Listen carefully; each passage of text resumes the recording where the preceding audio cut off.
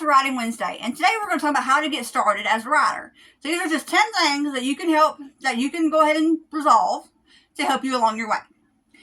These are just 10 ways. I'm sure there's more out there, or if there's some that I haven't thought of, feel free to drop them in the comments. Number 1, decide whether you're a pantser or a plotter or a plantser. You can fall in the middle.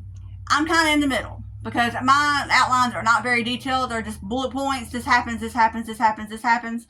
They're very, very bare bones. I just need to know what direction to take the story in, and that's what that gives me. So just kind of decide where you are on that spectrum. If you're not sure, try both ways and see what you think. Maybe start by pantsing for a while, and then whenever you get stuck or you get lost, go to plotting. So you can try that. Number 2, have an idea or a character. My story ideas can come from either way. Sometimes it starts with a character that I'm interested in. Sometimes it starts with an idea that I'm interested in. Normally, it's kind of like a movie trailer in my head, and I see little snippets, and it takes me time, sometimes months, sometimes years, before I can fill in the gaps.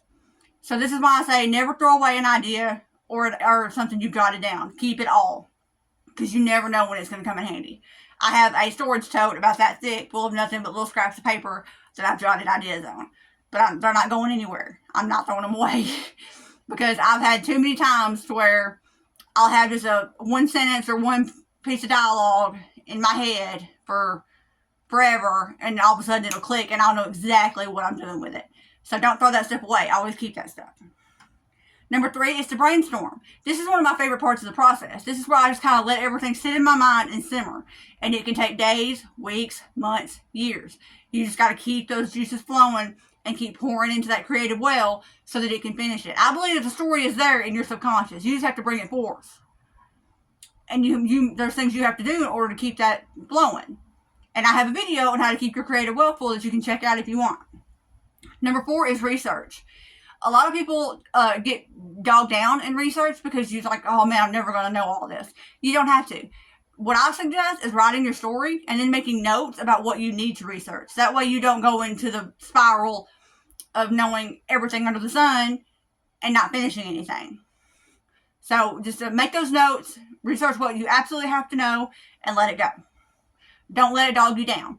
But if you're interested in something, don't feel bad to make a note to yourself and say, hey, I want to go back and read more on this later. Because you're more than happy to do that. I love Tennessee history because I live in Tennessee.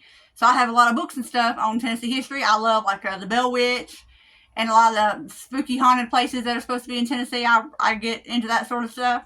So I know a lot about it. Okay? You need to know how you're going to write. How will you write? Are you going to write with pen and paper?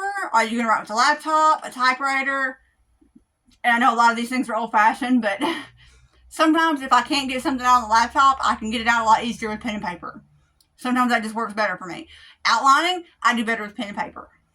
I have a copy on my hard drive, but I keep a physical copy of my outline because I've had too many times where my computer's crashed and I've lost my outlines, and then I'm in the dark. Because if I have the outline, I can recreate the story no problem. But I have to have that outline. So I don't want to forget anything. So always keep that. Where will you write? This is my office. It does not yet have electric. So the lighting may be bad and all that good stuff. We're going to try to get electric put out here before the winter. But that's why it's so hot right now. And I'll probably look very sweaty. But I'm hoping that I will get to the point where I can write out here in my office and get all of that situated. Just one thing at a time. So, but right now I write usually on my bed. That's where I'm most comfortable. So I write on my bed. Okay, when will you write? Like I know I can't write in the morning because I'm too set on, okay, I got to get up, I got to get to work, I got to get dressed, I got to get the makeup on, I got to do everything. So in the morning is not a good time for me. But at night, like after it gets dark, whenever the sun's down, that's when I can sit down and write. And that's also when I'm most creative, is at night. And I can just, and usually it's 10 to 30 minutes, and I just try to crank out some words. I don't really judge myself by word count because I'm a very fast drafter. I can get out a lot of words in a very short amount of time. I usually go by time. That's how I rank myself. So decide how you want to do that. Okay, what will you write? You need to know what you're going to write before you sit down. I know a lot of people do not agree with this. I think Stephen King said he didn't agree with this because he's a pantser. He never knows what's going to happen. Me, I need to know what's going to happen in order for me to get started. If I do not know at least my beginning and my end, the story does not get started yet. because I need to know where I'm going before I can start. But that's just me. Maybe you're different. How often will you write? I'm very much a proponent for writing every day. Now, of course, I'll take off holidays and the occasional day I'll take off, but most of the time I try to write every day. Now, some people are weekend writers. They work during the week and they write on weekends. That's perfectly fine. Just decide on when that's going to take place and put it on the calendar. If it's not on my calendar, it's not happening. Put it on the calendar or in the planner. And I keep several planners. Put it in the planner and make that sacrosanct. Okay? Track your writing somehow or some way. You can go by time like I do. You can go by word count. You can go by chapters. You can go by scenes. However you want. Just track your progress. Even if you edit something several times, put a check mark for each time you've edited that chapter. That way you're tracking yourself and you know what you're doing and where you're going. So those are my 10 tips on how to get started. If you have any more, please leave them in the comments below.